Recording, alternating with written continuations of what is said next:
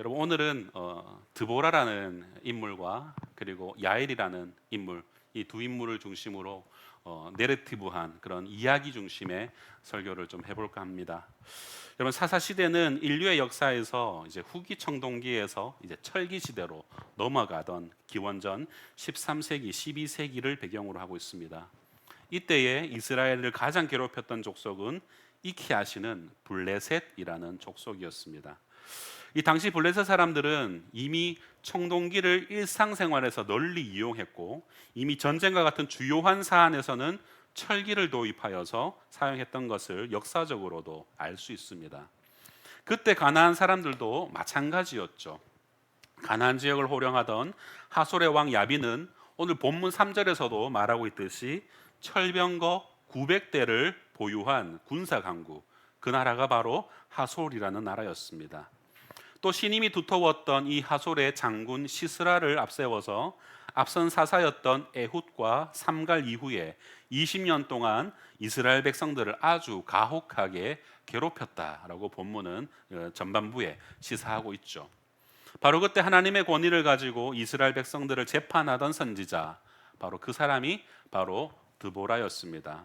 오늘 본문에서 드보라를 소개할 때에 어떻게 소개되고 있습니까? 그녀의 남편이 먼저 언급되는데 그 이름이 랍비도시라고 소개되고 있죠.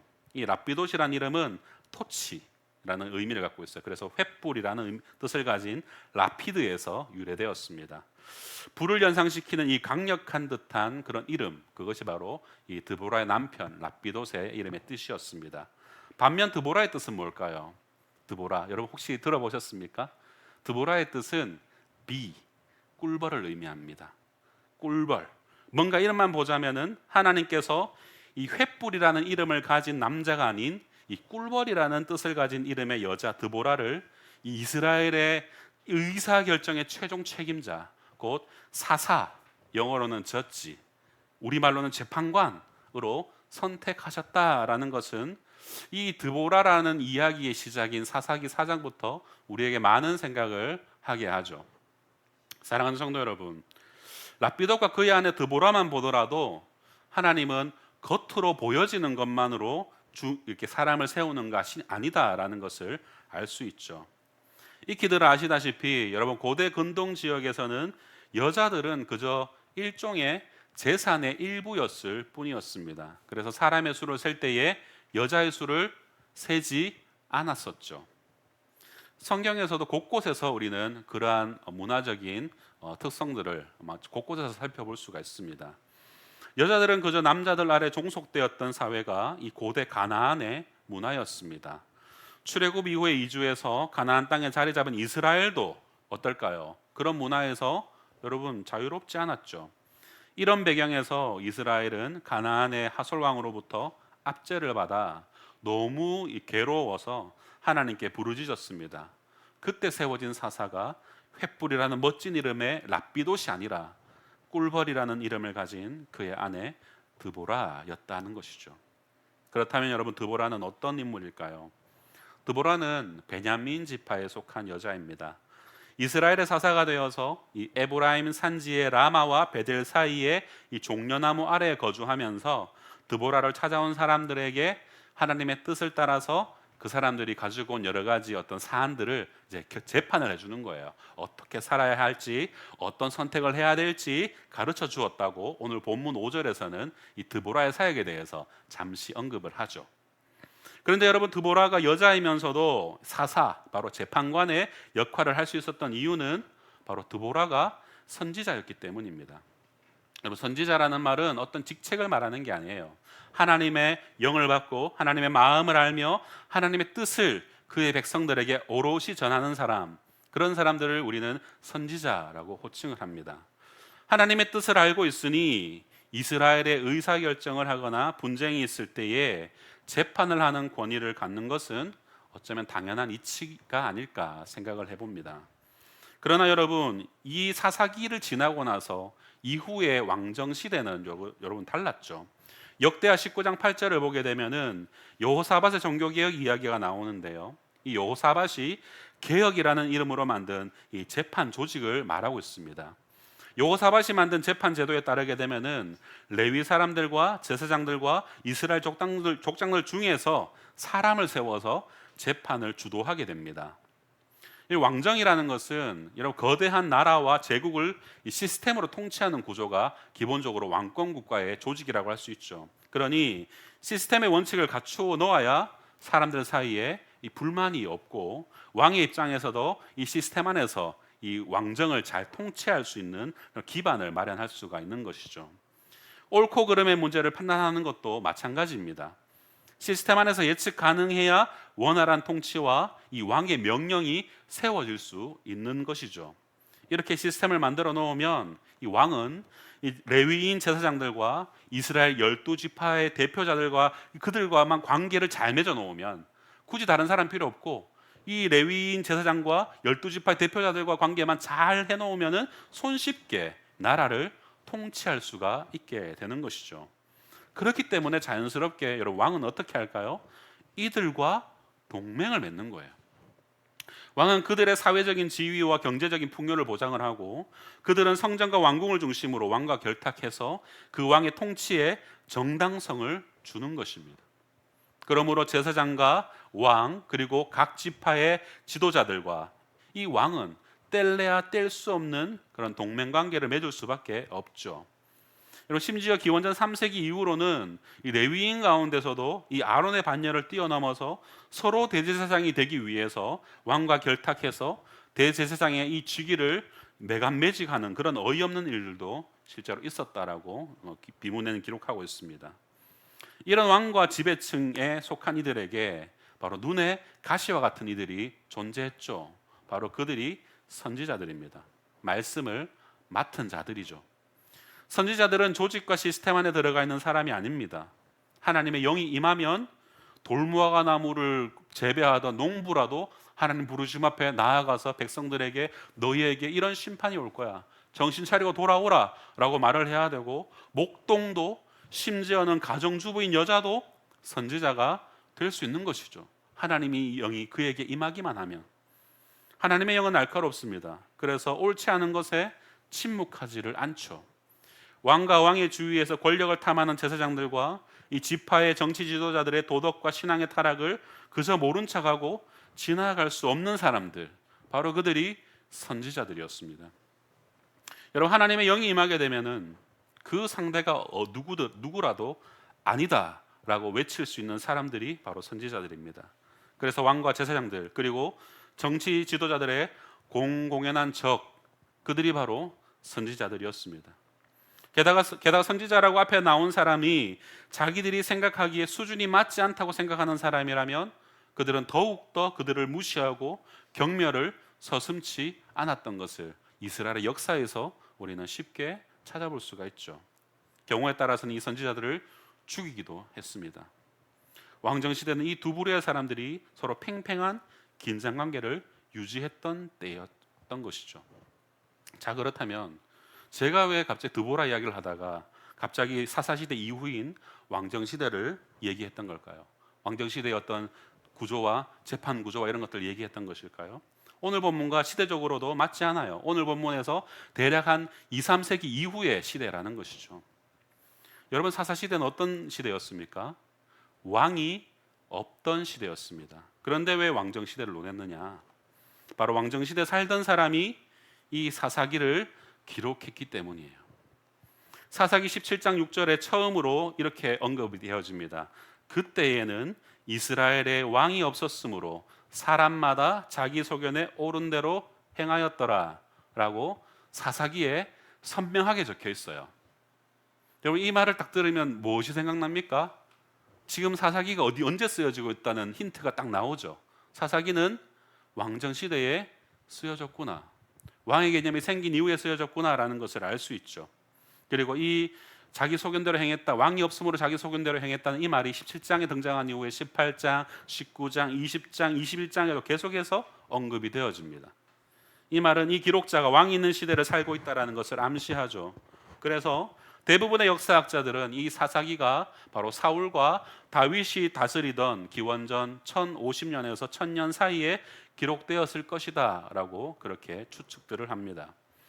여러분, 사사기의 기록자가 이스라엘의 과거의 역사를 꼼꼼히 다시 되돌아보니까 사사 시대는 지금과는, 지금 이 역사, 이 사사기를 기록하고 있는 이 사람이 쓰고 있는 이 왕정 시대와는 전혀 다른 것입니다.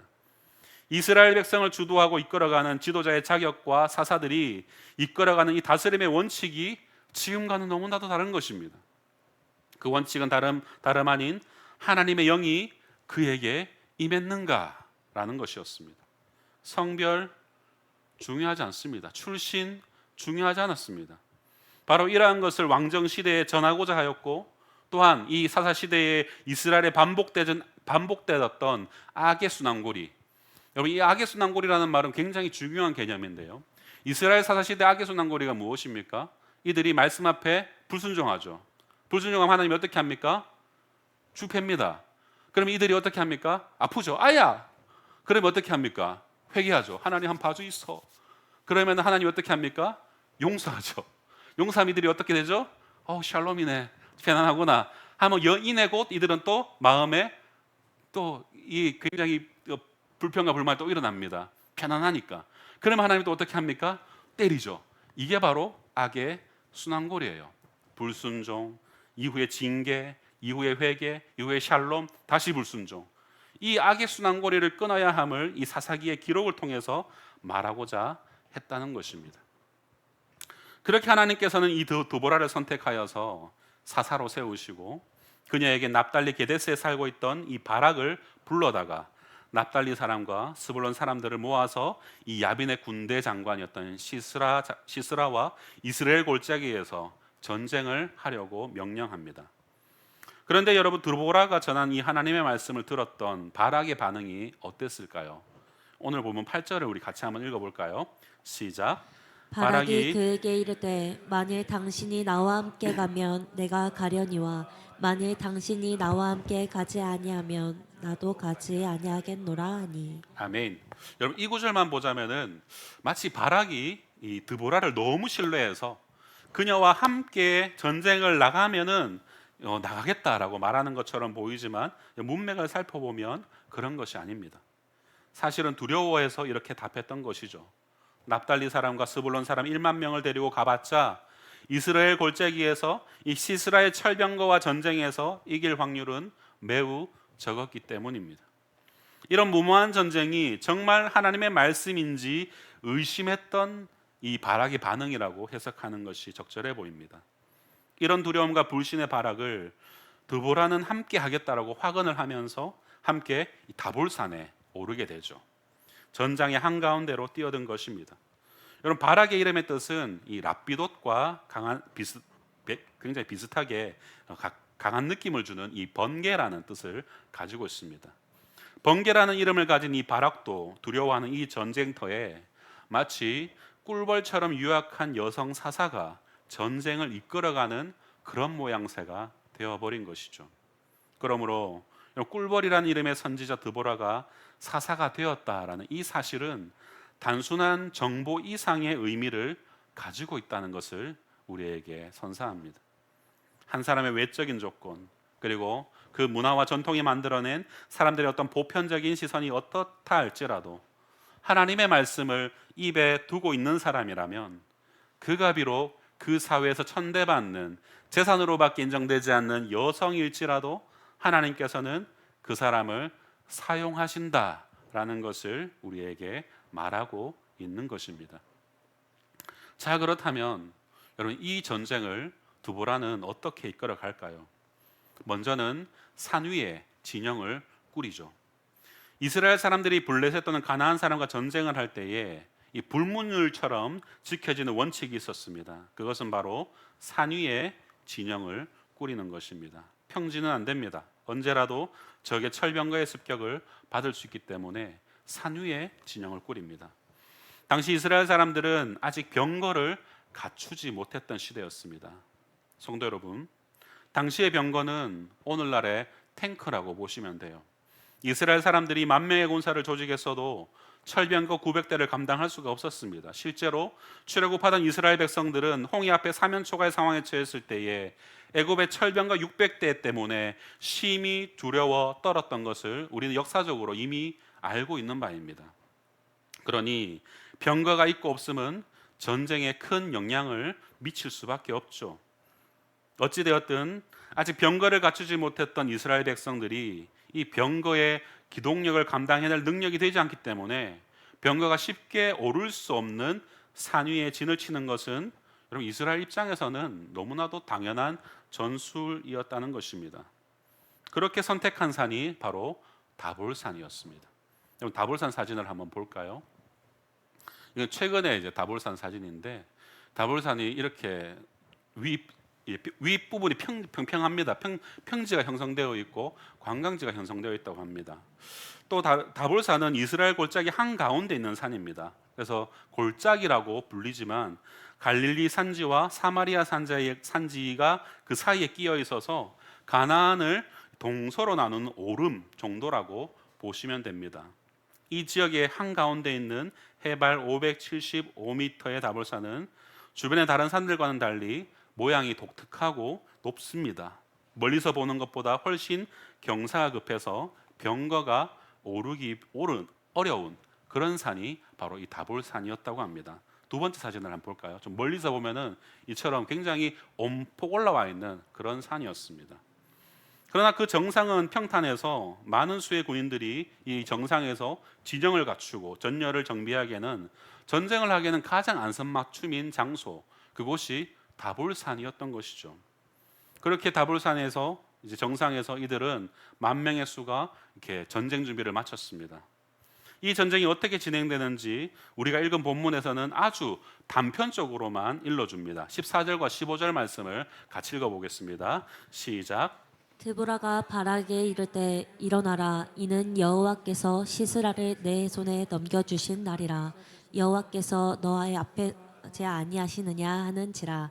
이에 바락이 10,000명을 거느리고 다볼산에서 내려가니 여호와께서 바락 앞에서 시스라와 그의 모든 병거와 그의 온 군대를 칼날로 혼란에 빠지게 하심에 시스라가 병거에서 내려 걸어서 도망한지라. 아멘. 다볼산에 진을 치고 있던 드보라가 이 바락에게 명령하여서 산 밑으로 이스라엘 군인과 함께 내려오기 시작합니다. 산 정상에서 올라오는 병거를 수비하려고 지키는 것이 아니라 산 밑으로 내려갑니다. 사실 이 상황은 말이 안 되는 상황이죠. 이스라엘은 산 위에서 버텨야 되는 게 그들의 전술이어야 되는데 내려오면 죽는 거예요. 이스라엘의 군대에는 병거가 없잖아요. 그런데 이스라엘 군대가 다볼산 아래로 내려오는 겁니다. 여기 기송강 이미지를 한번 볼까요? 그런데 드보라와 시스라의 전장인 이 이스라엘 골짜기에는 한 가지 특징이 있습니다. 여기서 보시면 이게 다볼산입니다. 다볼산이고 이게 지금은 이제 다볼강, 지금은 다볼강이라 불리지만 예전에는 기송강이라고 불렸던 곳입니다. 이스라엘 골짜기 특징이 있는데 건기와 우기 때 모습이 완전히 달라지는 그런 평야와 같은 곳이 바로 지금 이곳의 이스라엘 골짜기입니다. 이 지역은 원래 물이 많아요. 13절에 보면은 시스라의 군대가 모인 곳이 기송강이다라고 말합니다. 기송강은 이스라엘 골짜기 구석구석을 마치 사람의 몸에 어떤 실핏줄처럼 그렇게 뿌려져 있는 강이 이 기송강이었습니다. 비록 농수로 같은 얕은 강이지만 그만큼 땅 속에 물이 풍부하고 비옥하다는 뜻이기도 하죠. 그런데 우기가 되면 상황이 달라집니다. 이 땅 전체에 물이 올라오는 것이에요. 땅이 머금고 있는 물이 워낙 많다 보니까 우기에는 물이 올라옵니다. 물이 올라와서 이스라엘 골짜기 평야가 완전히 진흙탕이 되어버리는 것입니다. 드보라는 그것을 알고 있었던 겁니다. 시스라는 몰랐겠죠. 쳐들어왔는 부대니까요.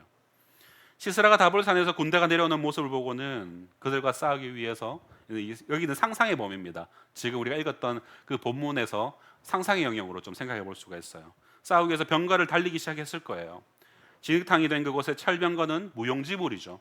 또 그들이 입고 있는 철갑옷은 오히려 거동을 불편하게 할 뿐이라는 것을 우리는 충분히 이 상황에서 짐작해 볼 수가 있죠.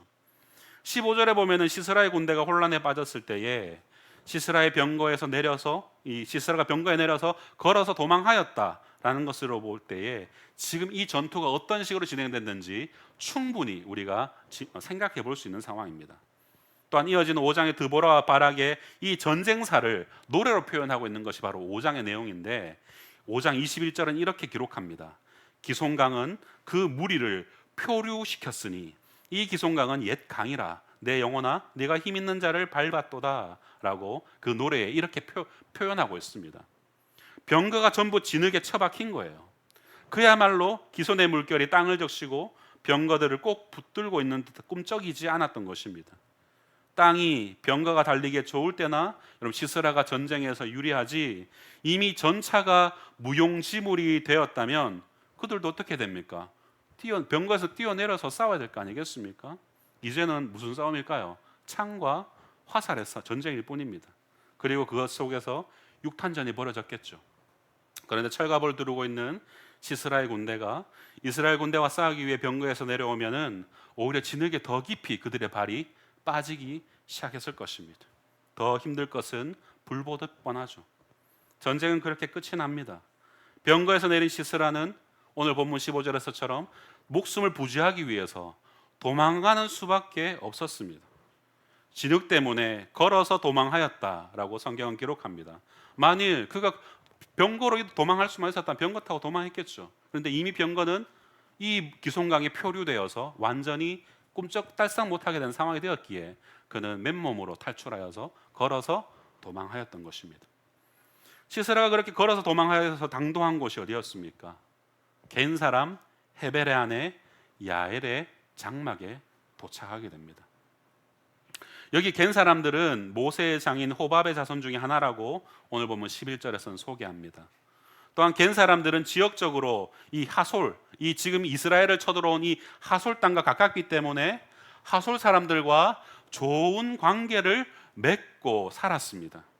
오늘 보면 17절을 보시면 이렇게 기록하죠. 이는 하솔 왕 야빈과 겐 사람 헤벨 집 사이에는 화평이 있음이라. 이 화평이 있었기 때문에 도망친 이 장군 시스라는 바로 이 야엘의 집으로 겐 사람의 동네로 도망을 하여서 도망갔던 것이죠. 시스라는 이런 친하솔 성향을 가진 사람들에게 도망하였습니다. 지극히 정상적이죠. 그렇죠? 여러분 우리가 도망할 때에 당연히 나와 친한 사람에게 도망가야 내가 살 확률이 높아지잖아요. 너무 당연한 현명한 판단을 한 것입니다. 이곳으로 도망했을 때 여러분 헤베레안의 야엘이 시스라를 어떻게 합니까? 환대하여서 영접하였고 지치고 고난 그에게 먹을 것도 주고 잠자리도 주고 이불을 덮어주는 그런 환대를 제공하는 것을 오늘 본문에서 볼 수 있습니다. 여러분 시스라는 혹시 모를 상황에 또 대비해서 야엘에게 이렇게 말합니다. 누군가 와서 나를 찾는 사람이 있으면 못 봤다고 좀 해줘 라고 그렇게 부탁까지 하고 그는 이불을 덮고 잠이 듭니다. 그때 야엘이 어떻게 하죠? 장막 말뚝을 뽑아서 가져와서 손에 방망이를 들고 시스라에게로 가서 그렇게 곤히 잠든 시스라의 얼굴을 바라보면서 그의 관자놀이에 말뚝을 대고 망치로 찍어버립니다. 상상하면 굉장히 굉장히 호러한 그런 상황이죠, 그죠? 그런데 성경은 되게 표현을 굉장히 디테일하게 합니다. 이 말뚝이 머리를 통과해서 어떻게 됐다고 말하고 있습니까? 땅에 박혔더라라고 표현할 정도로 아주 디테일하게 설명을 해주고 있습니다. 그렇게 이 전쟁은 끝이 나버립니다. 성도 여러분, 갈릴리 북부를 호령하고 이스라엘을 떨게 했던 그 위대한 하솔의 장군 시스라가 그를 영접하고 환대했던 한낱 유약한 한 여인의 손에 죽은 것입니다. 그러고 보면 드보라의 전쟁 이야기는 그냥 사사의 이야기가 아닙니다. 이스라엘 공동체에서 사람의 눈에 띄지 않는 한 남자의 아내 드보라를 사용하셨고 화평을 유지하던 한 집안의 유약한 여인 야엘을 사용하셔서 역사의 전면으로 드러내신 여인들의 위대한 그런 이야기입니다. 이 시간 우리 여성분들이 많잖아요. 여성 성도님들께 이렇게 한번 권면했으면 좋겠습니다. 당신의 헌신이 교회를 바꿉니다. 당신의 헌신이 교회를 바꿉니다. 여성분들, 여러분들의 헌신이 교회를 바꾸는 줄 믿습니다. 우리 한국 교회의 대다수의 역사가 우리 권사님들의 그런 기도의 그런 결과물이다라는 이런 목사님들의 설교를 굉장히 우리가 많이 듣지 않습니까? 사랑하는 성도 여러분, 그렇다면 왜 하나님께서는 이 드보라를 선택해서 사사로 세우셨을까요? 왜 드보라와 바락을 부르셨을까요? 이어지는 5장 이 제목이 이렇게 노란색으로 적혀져 있으면 드보라와 바락의 노래라고 소제목이 노란색이나 녹색으로 이렇게 적혀져 있어요. 그것을 이 노래를 보게 되면 그 이유를 추측해 볼 수가 있습니다. 먼저 5장 4절에서 5절을 보시면 이렇게 기록됩니다. 여호와께서 주께서 세일에서부터 나오시고 에돔들에서부터 진행하실 때에 땅이 진동하고 하늘이 물을 내리고 구름도 물을 내렸나이다 라고 기록합니다. 바로 출애굽의 이야기를 기억하고 있는 것을 알 수 있죠. 이 드보라의 노래 가운데 이 출애굽의 이야기가 등장하는 것을 봅니다. 그러니까 드보라는 출애굽의 역사를 알고 있고 이스라엘 민족의 역사의식을 갖고 있었던 사람이라는 겁니다. 왕이 없어 자기 소견에 옳은 대로 행하던 무지몽매한 그 백성들 가운데 하나님을 진정한 왕으로 알고 믿는 역사의식을 가진 여인이었다라는 겁니다. 하나님이 우리 이 이스라엘의 왕이시다라는 역사의식을 가지고 있었던 것이죠. 성도 여러분, 하나님의 말씀을 맡은 선지자들의 가장 큰 역할은 이스라엘 사람들이 잊었던 역사, 이스라엘 사람들이 잊었던 율법을 다시 기억나게 해서 그들의 현재 상황과 작금의 영적인 현실을 직시하게 하고 과거의 역사를 통해서 그들의 미래를 내다보면서 궁극적으로는 지금 현재를 바꾸고 더 나아가서 그들의 미래를 내다보게 하는 자들, 바로 그 자들이 바로 선지자들이었습니다. 드보라는 역사를 알고 있는 여자였고 선지자였습니다. 드보라는 출애굽의 역사를 알고 있었기 때문에 지금 겪고 있는 이 고난의 이유가 과거 선조들의 출애굽 당시 그들이 겪었던, 그들이 저질렀던 우상신들을 선택하여서 하나님으로부터 징계를 받았던 때와 다르지 않다라는 것을 드보라는 알고 있었습니다. 5장 8절을 보십시오. 무리가 새 신들을 택하였으므로 그때의 전쟁이 성문에 이르렀으나 이스라엘의 4만 명 중에 방패와 창이 보였던가 라고 노래합니다. 결국 하나님은 이러한 역사인식을 가진 드보라를 통해서 큰 일을 행하신 것입니다. 이렇게 드보라를 세운 시대는 가나안 사람들의 뛰어난 문화와 그들의 기술에 눌려서 그들을 두려워했던 시대였습니다. 그래서 20년도 넘게 그들의 그 문화와 기술력 앞에 꼼짝달싹 못했던 시대, 그런 시대를 살아가고 있었습니다. 그래서 여러분, 이들은 어떻게 살았는 줄 아십니까? 평지에 큰 길이 있었지만 그 길로 다니지도 못하고 산으로 나 있는 오솔길로 다녔던 시대가 바로 이 사사시대, 드보라가 살았던 시대였습니다. 5장 6절을 보십시오. 같이 읽어볼까요? 시작. 아나세 아들 삼갈의 날에 또는 야엘의 날에는 대로가 비었고 길의 행인들은 오솔길로 다녔도다. 아멘. 이 모든 것이 여호와 하나님의 눈에 옳지 못한 일을 일삼던 이스라엘이 받았던 응분의 벌이었습니다. 그러나 하나님이 이것을 완전히 뒤바꾸셨어요. 여호와 하나님께서 이스라엘에게 행하셨던 놀라운 일들을 알고 있던 여선지자이자 사사인 이 드보라에게 하나님의 영이 임하여서 모든 것을 바꾸어 놓으신 것입니다. 이제는 어떻게 되었습니까? 평지길을 마음껏 다닐 수 있게 되었습니다. 그곳에 살 수 있게 되었습니다. 그들이 쉽게 침략할 수 있는 그곳에도 집을 지을 수 있게 되었습니다.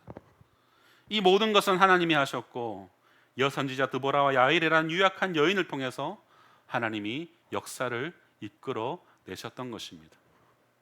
사랑하는 성도 여러분, 그런데 사사기 5장의 이 드보라와 바락의 노래는 그저 마냥 즐거운 승리의 노래가 아니라는 사실이에요. 이 노래 중간에 13절에서 18절 사이에는 함께 싸운 이스라엘 지파의 명단이 나오는데요. 에브라임 사람, 베냐민 사람, 므낫세 사람, 스불론 사람, 이사갈 사람, 루벤 사람, 납달리 사람들이 내려와서 싸웠다라고 기록합니다. 그런데 이 명단의 끝에 길르앗은 요단강 저쪽에 거주했다, 전쟁에 참여하지 않았단 말이에요. 그렇게 말하고 있고, 단은 배에 머물렀다라고 말하고 있고, 아셀은 해변에 앉아 자기 부둣가에 있었다라고 언급합니다. 길르앗 지역에는 갓지파가 살고 있었으니 이 길르앗은 갓지파를 가리키는 것입니다. 여러분 단 지파와 아셀 지파는 해변의 땅을 받았던 지파들입니다. 지중해 동쪽 연안을 그들의 땅으로 분배받았던 지파들이 바로 단과 아셀 지파였죠. 이 세 지파의 사람들이 전쟁에 참전하지 않았던 겁니다. 그런데 더 웃긴 것은 이 유다 지파와 시므온 지파는 아예 이름조차 언급되지 않았던 것을 볼 수 있습니다. 사사 시대는 여호수아가 정복기 이후에 끝나지 않은 정복 전쟁의 시대였습니다. 다만 공동체의 지도력이 이 여호수아에서 그저 이어지는 사사들로 이 지도력이 이어졌었던 시대일 뿐입니다. 하나님께서 땅의 경계를 나누어 주시고 각 지파에게 주신 것은 여러분 땅만이 아니었어요. 그 땅을 정복해야 하는 소명도 함께 주셨던 겁니다. 그 소명은 지파 혼자 감당할 수 있는 몫이 아니었습니다. 12지파가 연합하여서 함께 이루어 나아가야 하는 그것이 바로 정복 전쟁의 연장선이었던 거예요. 여호수아 때에 그것을 다 이루지 못했지만 그것이 사사 시대에도 이어졌었어야 되는 일들이었습니다. 서로를 도우며 싸워가면서 여호와 하나님이 세우신 하나님의 공동체라는 것, 하나의 공동체라는 것을 그들은 기억했어야 되는 거였습니다. 그래서 요단 동편의 지파들이 어땠습니까? 모세에게 땅을 받으면서 가나안 땅의 정복이 끝날 때까지 분배받은 땅으로 돌아가지 않겠다라는 굳은 약속을 했던 것을 우리는 알 수 있어요. 그들은 하나였습니다. 출애굽한 이스라엘 중에 하나라는 것과 여호와 하나님의 백성이라는 자기 정체성을 잊지 않겠다는 약속이자 그 약속을 그들은 실천했던 거예요. 초기에는. 그런데 사사시대의 초입에 그 약속이 완전히 와르르 무너지기 시작한 겁니다. 사사 드보라가 소집한 전쟁에 함께하지 않은 지파들이 있는 것입니다. 여호수아라는 걸출한 지도자가 죽고 난 이후에 사사의 시대로 접어들면서 지파들 사이에 연대 의식이 허물어지기 시작했던 것입니다. 이 사사기 5장의 드보라와 바락의 노래는 그 사사 시대가 직면한 재앙을 알리는 바로 서국과도 같은 노래였습니다. 광야의 시대와는 달리 그들은 가나안 땅에 정착하고 난 다음부터 그 땅에서 이미 자행되고 있었던 그들의 문화, 그들의 어떤 누리고 있던 풍요로운 경제적인 수준, 여러분 그들의 광야 생활과 비교할 수 없을 만큼 앞서 나가던 그 가나안 땅의 문화를 그들은 보면서 살아갔던 것이죠. 그런데 동시에 여호와 하나님의 신앙으로 연결된 이 지파의 정체성들이 정착해서 누리는 안정적인 삶을 누리게 되면서 그 연합이 느슨해지기 시작한 겁니다. 이것이 나중에는 어떻게 됩니까? 하나님과의 관계마저 느슨해지는 이유가 되고 앞서도 말했던 악의 순환고리가 시작된 거예요. 불평하기 시작하고 불순종하기 시작하고 그에 대해서 하나님이 또 주변에 있는 이방들을 통하여서 그들을 치시고 징벌하시며 그들은 또 회개하고 그들은 또 하나님의 도우심으로 사사로 말미암아 또 샬롬을 잠시 누리고 그리고 또 불순종하고 또 두드려 맞고 그 악의 순환고리가 계속해서 되었던 겁니다. 그래서 결국에는 지파 연합은 완전히 무너지고 결국 사사기 후반부에는 어떤 일들이 벌어집니까? 지파들 사이에 내전이 벌어지는 아주 비참한 참극까지도 초래하게 됩니다. 드보라의 노래는 그 징조를 슬쩍 내비쳐 주는 것입니다. 아무개는 오지 않았구나. 누구누구는 여호와 하나님을 기억하며 시스라를 이길 수 있다는 믿음을 가지고 나아왔는데 아무개는 주업 하나를 튕겨보고 오지 않았구나. 바로 그런 내용을 담고 있는 노래가 바로 드보라와 바락의 노래, 사사기 5장의 내용입니다. 결국 이 전쟁은 드보라도 아니고 바락은 더욱 아니고 전쟁에 참여한 지파 중 어느 장수도 아니고 출애굽할 때 함께 나온 겐족의 여인의 손에 시스라가 죽었다는 것, 그리고 전쟁의 무기가 아니라 여인의 천막에 한 귀퉁이를 붙들고 있는 말뚝의 시스라가 죽었다라는 이 노래를 통해서 사사기를 기록한 이 역사가는 이런 것을 덧붙여 말하고 싶었을 것입니다. 이 전쟁은 드보라와 바락이 이끈 전쟁이 아니라 하나님이 이끌어 가신 전쟁이었다. 하나님께서 나누어 주신 12지파가 여호와 하나님의 땅에서 연합하지 않으면 이스라엘이 생각하기에 하찮게 보이고 그 존재감조차 없어 보이는 다른 누군가를 통해서라도 하나님의 계획을 이루실 것이다. 그때 이스라엘은 보이지 않고 오로지 여호와 하나님께서 세우시고 선택하신 그만이 해처럼 빛날 것이다. 그가 비록 이스라엘 사람 중에 하나가 아닐지라도 하나님은 그를 사용할 것이다. 왕관의 보석 같은 사랑하는 성도 여러분, 말씀을 맺을까 합니다. 여러분, 오늘 사사 드보라의 이야기에서 무엇을 발견하셨습니까? 오늘을 살아가는 우리는 무엇을 보아야 할까요? 역사 이면에서 섭리하시는 하나님을 보셔야 합니다. 하나님을 기억하고 하나님의 역사를 볼 줄 아는 사람은 하나님이 반드시 그 사람을 사용하십니다. 그리고 하나님의 일하심을 인정하고 믿음대로 삶을 살아내는 자를 하나님은 들어서 높이십니다. 하나님이 여러분의 삶을 이끌어 오신 역사를 여러분 기억하십시오. 하나님의 일하심을 인정하고 이전과는 달라진 삶을 살기로 여러분 결단하십시오. 작심삼일이라도 좋습니다. 한 걸음씩 내디드십시오. 그리고 여러분이 세운, 여러분이 거하는 장막이 바람에 날아간다 할지라도 장막의 말뚝을 빼서라도 여러분의 삶에 기생하고 있는 악을 찍어내십시오. 또한 하솔이 무서워 오솔길로 다녔던 이스라엘의 추한 과거를 보십시오. 하나님을 경외할지 하솔을 계속 무서워하며 넓고 평안한 길이 아닌 오솔길로 숨어 다닐지를 여러분 결정하셔야 됩니다. 결정하셨으면 여러분의 장막의 말뚝을 뽑아내시고 시스라의 관자놀이를 찍어버리셔야 됩니다. 여러분의 말뚝은 무엇입니까? 여러분의 시스라는 누구입니까? 여러분의 결단은 무엇입니까? 하나님 앞에 엎드려 답을 구하십시오. 답을 얻으셨으면 그대로 행하십시오. 하나님이 여러분을 하나님 나라의 역사에 반드시 기록하실 것입니다. 드보라와 야엘처럼 여러분을 기억하실 것입니다. 그것을 깨닫는 은혜가 있으시기를 주님의 이름으로 축원드립니다. 함께 이 시간 찬양하며 우리 기도의 자리로 나아가길 소망합니다.